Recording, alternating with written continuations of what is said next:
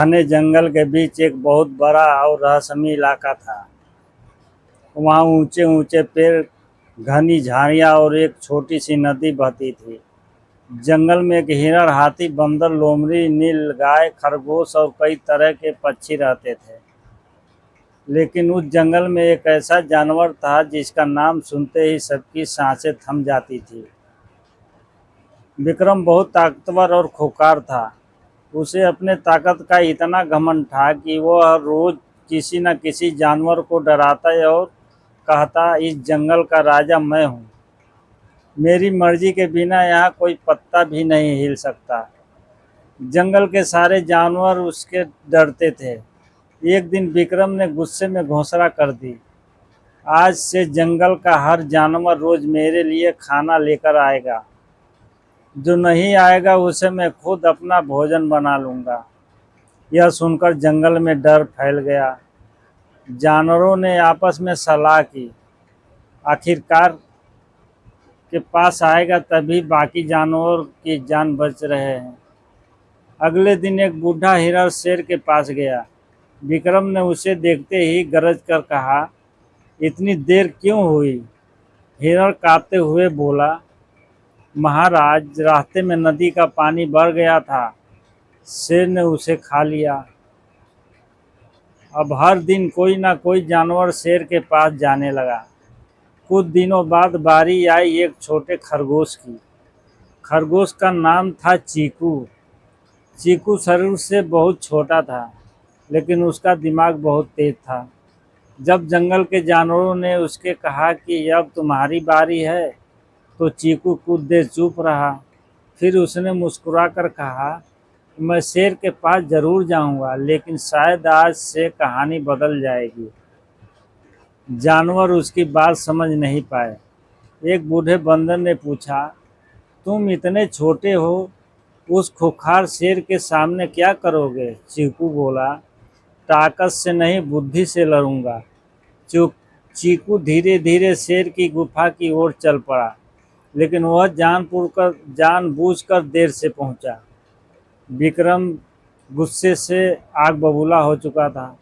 जैसे ही चीकू सामने आया, शेर जोर से दहाड़ा, तुम्हारी इतनी हिम्मत कि मुझे इंतजार करवाया? चीकू डरने का नाटक करते हुए बोला, महाराज, गलती मेरी नहीं है। शेर और ज़्यादा गुस्से में गरजा, तो फिर इस किसकी गलती है? चीकू ने चारों तरफ देखा और धीमी आवाज़ में कहा, रास्ते में मुझे एक दूसरा शेर मिल गया था। विक्रम की आंखें फैल हो गई। दूसरा शेर? जी महाराज, विक्रम गरजा, इस जंगल में मेरे अलावा दूसरा शेर कौन है? चीकू बोला, वो खुद को आपस से भी बड़ा राजा बता रहा था। आपसे भी बड़ा राजा बता रहा था। यह सुनकर विक्रम का घमंड जाग उठा। मुझे उसके पास ले चलो। चीकू ने कहा, महाराज, वो बहुत खतरनाक है। विक्रम दहाड़ा, मैं किसी से नहीं डरता, अभी ले चल। चीकू शेर को जंगल के उस हिस्से में ले गया जहाँ एक पुराना गहरा कुआं था। कुआं में साफ पानी भरा था। चीकू कुएं के किनारे जाकर बोला, महाराज, वह दूसरा शेर इसी किले में रहता है। विक्रम ने कुएं में झांका। उसे पानी में अपनी ही परछाई दिखाई दी, लेकिन उसे लगा कि सच में कोई दूसरा शेर नीचे खड़ा है। विक्रम ने दहाड़ लगाई। कुएं से उसी आवाज़ टकरा कर वापस आई। दहाड़ा।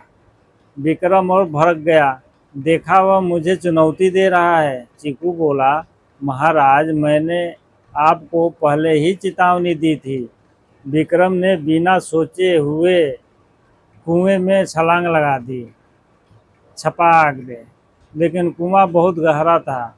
विक्रम पानी में गिरकर बुरी तरह घबरा गया। चीकू तुरंत पास की मजबूत बेल लेकर नीचे फेंकने लगा और बोला, महाराज, बेल पकड़िए, अगर आप डूब गए तो जंगल का राजा कौन रहेगा?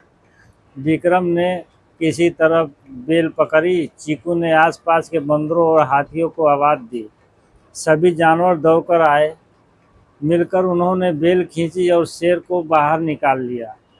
शेर थका हुआ जमीन पर पड़ा था। उसने पहली बार महसूस किया कि जिस जंगल को वह अपनी ताकत से डराता था, वही जंगल आज उसकी जान बचा रहा था।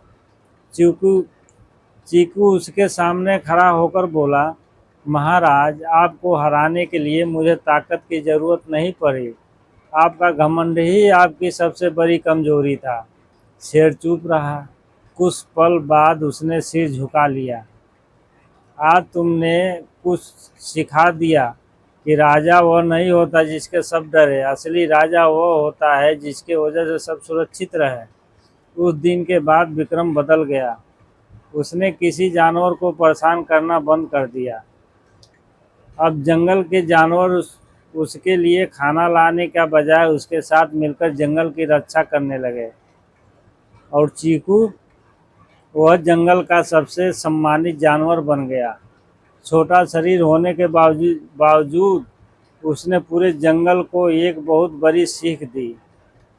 मुसीबत कितनी भी बड़ी क्यों न हो, अगर दिमाग शांत रहे तो रास्ता जरूर निकलता है। और उस दिन से जंगल में एक कहावत मशहूर हो गई, ताकत से डर पैदा किया जा सकता है, लेकिन बुद्धि से दिल जीते जाते हैं। कभी कभी अपनी ताकत पर घमंड नहीं करना चाहिए।